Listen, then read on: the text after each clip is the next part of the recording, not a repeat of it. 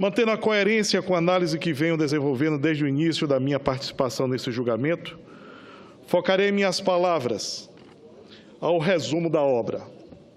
Objeto de questionamento na peça de acusação, ou seja, 3 decretos e a suposta pedalada fiscal. No mérito do processo do impeachment está o respeito à Lei de Responsabilidade Fiscal, à Constituição Federal, e analisamos aqui se ocorreu um possível crime de responsabilidade. Vamos aos fatos.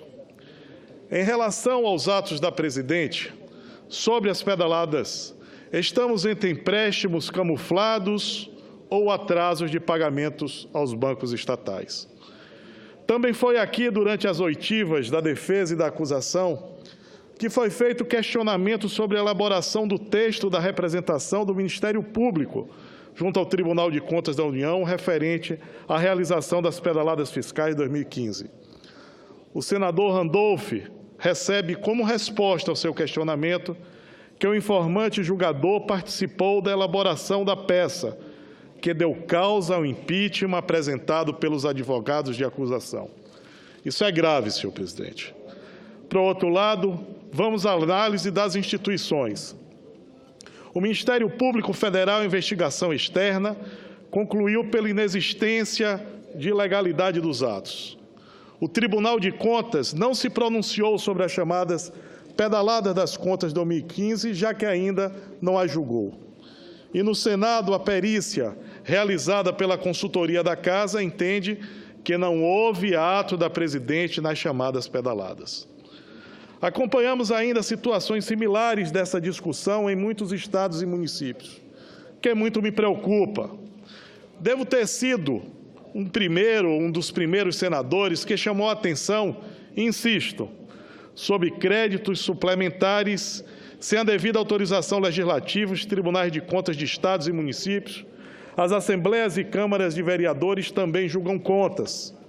Estes julgamentos sempre foram pela rejeição ou aprovação das contas públicas, podendo a pena máxima chegar à perda pelo gestor dos seus direitos políticos futuro. Nunca o mandato em curso. Nunca o mandato em curso. Aqui estamos construindo, senhor presidente, um grave precedente.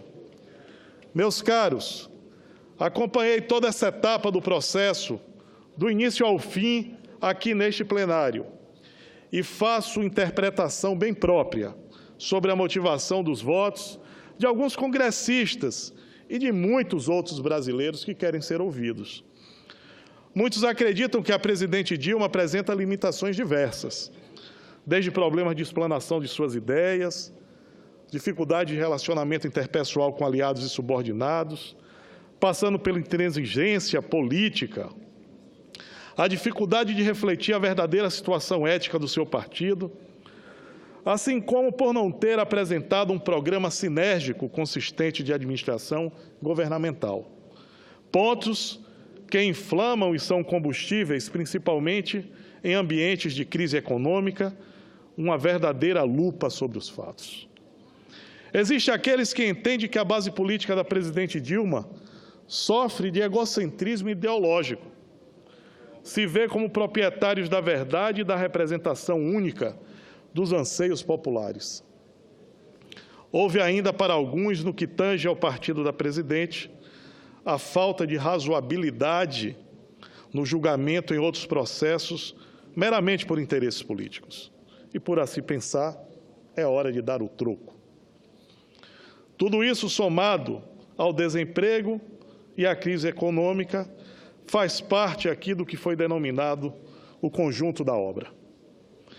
Mas, ao analisar os fatos em questão, grande parte deste Senado entende que os atos ou omissão da presidente pode ter até levado a um crime fiscal, mas nunca feriu a nossa Constituição. Meus nobres pares, também continuo insistindo que esse julgamento poderá resultar numa grande insegurança jurídica em todo o Brasil. Não só para a execução do orçamento da União, mas também para a execução de orçamentos estaduais e municipais. Prefeitos que estão em pleno exercício na tentativa da sua reeleição, poderão ter, a partir de amanhã, os seus mandatos colocados em risco. Estamos desequilibrando, presidente, a força dos poderes, colocando de cócoras o poder executivo perante o poder legislativo. E o mais preocupante é que estamos abrindo mais um precedente, a interpretação de leis com efeitos retroativos. Observo ainda o abandono da dosimetria. Processar e penalizar sem aferir o tamanho da pena é tender a uma pena injusta, sem proporcionalidade. Reafirmo aqui o risco da banalização do mecanismo do impeachment. Tal caminho pode ser uma trincheira perigosa e deixar graves feridas no processo da escolha pela legitimidade popular. 2 processos de impeachment em menos de 25 anos, mais precisamente 24 anos. Isso representa um ataque direto e, consequentemente, um abalo ao presidencialismo. Entendo que hoje as portas se abrem para a discussão do parlamentarismo no Brasil, mais uma vez. Fica aqui a reflexão. Mas vamos ao voto. Finalmente, vemos aqui que o rito processual foi bem executado, o que gera a legalidade formal. Mas o senso comum, por vezes, é perigoso, presidente, principalmente quando a vontade da maioria é colhida de forma equivocada. Quando, partindo de pressupostos duvidosos e até a serviço de uma vontade alheia ao fato, em análise e julgamento. Só a história, senadores, julgará quem nasceu primeiro, o crime ou a vontade do impeachment. Se houve ato, sem crime. Se houve crime, sem dolo.